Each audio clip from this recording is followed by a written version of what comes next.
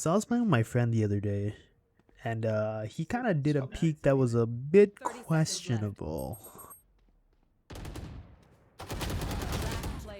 So I thought I'd bring it upon myself to teach you guys the elusive Ferrari peek. Hey, and a quick PSA before we begin, it is P-E-E-K, not P-E-A-K. P-E-A-K, peek, is what you do in Valorant when you hit gold.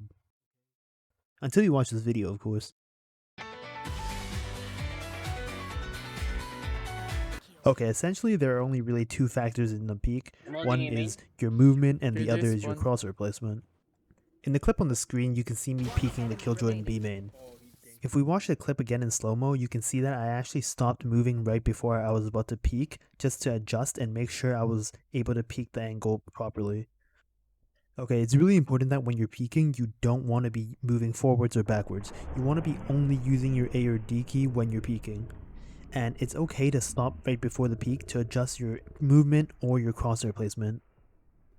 Okay, let's take a look at some more examples, and I want you to pay attention to how I'm only using my A or D key when I'm peeking these angles, and also I'm trying my best to put my crosshair where I think the enemy might be.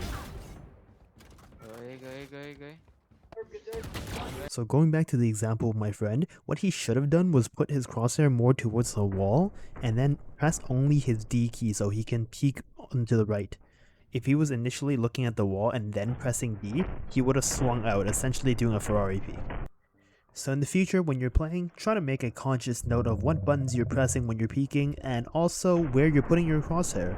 And before you know it, you'll be landing all these Ferrari peeks. Okay, bye!